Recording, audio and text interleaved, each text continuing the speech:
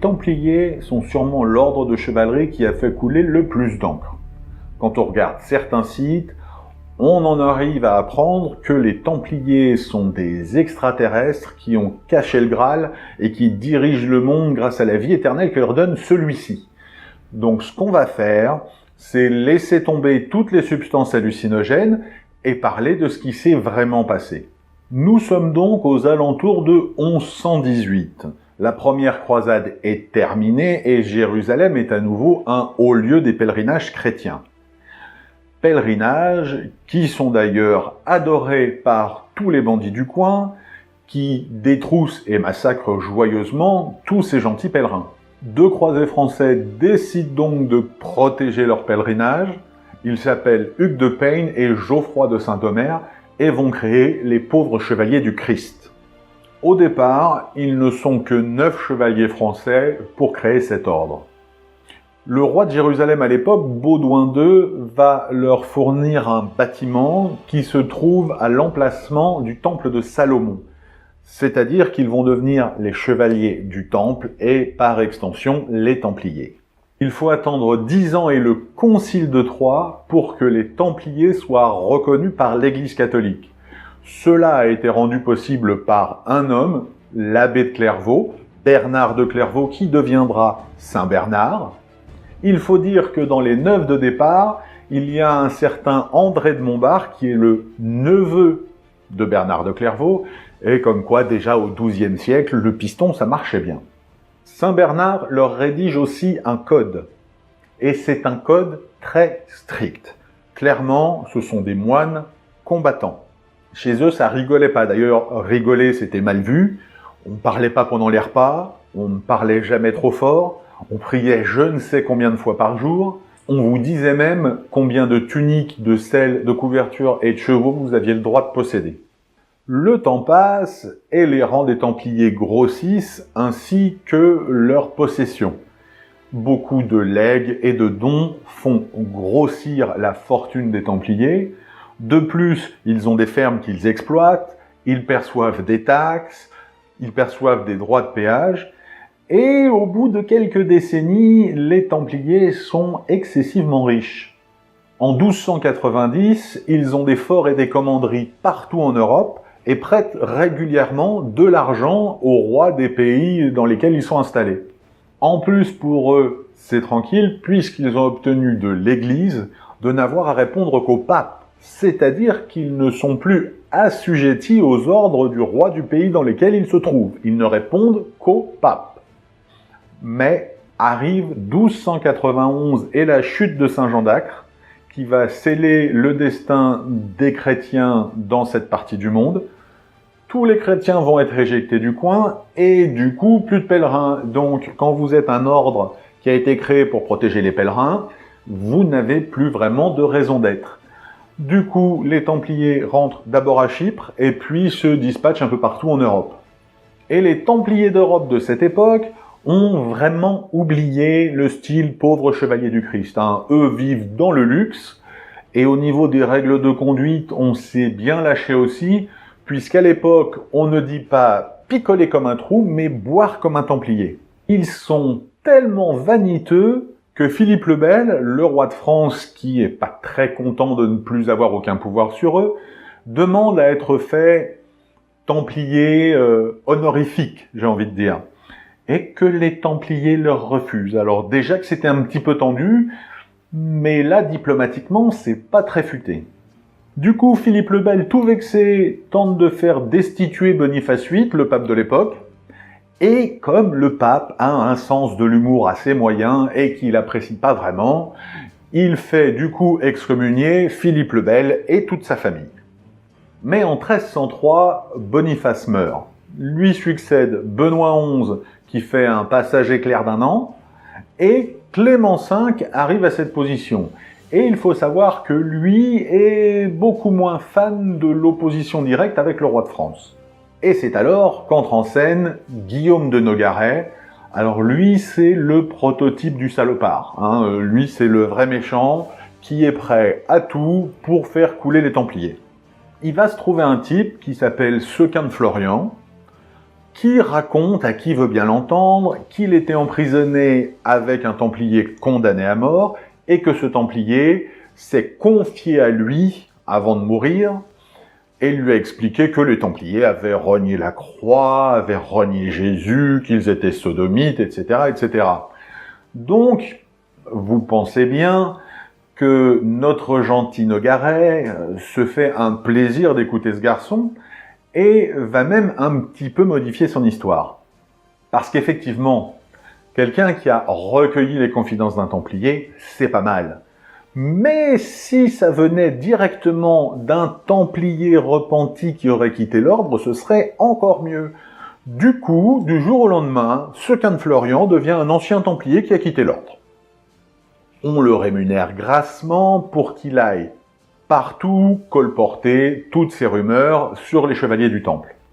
Ce qui ennuie un tout petit peu Jacques de Molay, le maître du Temple de l'époque, qui demande tout de suite au pape de monter une commission pour faire une enquête. Sauf que vous vous doutez bien, Nogaret et Philippe le Bel n'ont pas très envie d'attendre l'enquête du pape. Parce que, pour fournir des preuves, ça va devenir compliqué. Donc, ils décident de faire un peu les choses de leur côté. Le vendredi 13 octobre 1307, une opération sans précédent d'arrestation à travers toute la France est lancée à l'encontre des Templiers. Et Guillaume de Nogaret, en bon méchant, va guider les hommes du roi à l'intérieur du Temple de Paris, et d'ailleurs les 139 Templiers qui y seront arrêtés le seront sans aucune résistance de leur part. Petit aparté d'ailleurs, on n'est pas sûr que ce soit ça, il y a plusieurs versions, mais cette arrestation pourrait être la raison pour laquelle le vendredi 13 porte malheur. Il faut aussi se rappeler que juste un an avant, il y avait eu des émeutes à Paris en 1306, et que Philippe le Bel, débordé par les émeutiers, va se réfugier au milieu des Templiers, dans le Temple de Paris, pour être protégé. Et les Templiers l'ont accepté et protégé. Comme quoi, ils ont pris quelques mauvaises décisions. Nogaret, il n'est pas là pour rigoler, lui, il n'est pas là pour faire semblant. Après l'arrestation, il fait inventorier tous les biens des Templiers et les fait inscrire au trésor royal. Donc le type cherche même pas à s'en cacher, il libérera jamais personne et il rendra jamais rien. Et arrive un deuxième personnage à la botte de Philippe le Bel, Guillaume de Paris, grand inquisiteur de France. Alors lui, comment vous dire ? Je pense qu'il aurait pu donner des cours de torture à certains tortionnaires de la Gestapo. Sur les 139 arrêtés à Paris, 38 meurent sous la torture. Donc, pas besoin de vous dire qu'on les a gentiment orientés vers les aveux qu'on attendait, et qu'il suffit d'avoir assez de temps, et on fait avouer n'importe quoi. Bien entendu, ils ont avoué tout ce qu'on leur demandait. Sodomite, cracher sur la croix, adorer le diable, rejeter Jésus, enfin bref, voilà. Perso, moi, après plusieurs mois de ce traitement et de torture journalière, j'avouais être un gorille extraterrestre venu sur Terre pour voler la recette du pâté en croûte. Le pape, quand même, tente sa chance pour essayer de sauver ceux qui peuvent encore l'être, et du coup monte une commission.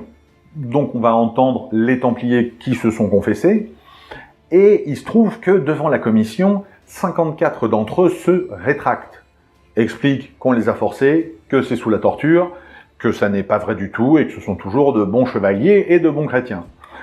Et ça, encore une fois, Philippe le Bel, pas fair play. Il trouve un archevêque à qui il va donner un petit peu de pognon, et les 54 qui se sont rétractés passent illico au bûcher. Il reste quand même à statuer sur le sort des 4 plus hauts dignitaires des Templiers. Nous sommes donc en 1313, c'est-à-dire 6 ans après leur arrestation. Vous pensez bien que 6 ans dans les prisons de l'époque avec la torture, c'est très long. Et on décide de sortir les 4, de les mettre sur le parvis de Notre-Dame, face à une commission de cardinaux et d'envoyés du roi, et en public, c'est-à-dire le peuple de Paris est là. La commission leur indique qu'ils sont condamnés à l'emprisonnement à vie. Et là, il se trouve qu'il y en a deux qui ne sont pas très fair-play. Hugues de Payne et Geoffroy de Charnay se retournent vers le peuple et clament leur innocence. Ils expliquent qu'ils ont été torturés, que tout est des mensonges et que les Templiers sont toujours l'ordre de chevalerie de l'Église catholique. Du coup, on les fait expédier sur l'île aux Juifs, on plante 2 jolis poteaux, on fait 2 jolis bûchers et on les accroche tous les deux. D'après les témoignages, ils auraient juste demandé à être tournés face à Notre-Dame et auraient subi leur sort avec beaucoup de courage. Et là, je dis respect parce que le bûcher, dans les façons dégueulasses et horribles de mourir, elle est pas mal placée. Il paraîtrait aussi que Jacques de Molay a fait un discours avant de mourir, disant que les responsables de la fin de l'ordre, ceux qui ont menti et qui ont trahi l'ordre des Templiers, seraient rappelés pour le tribunal divin assez rapidement.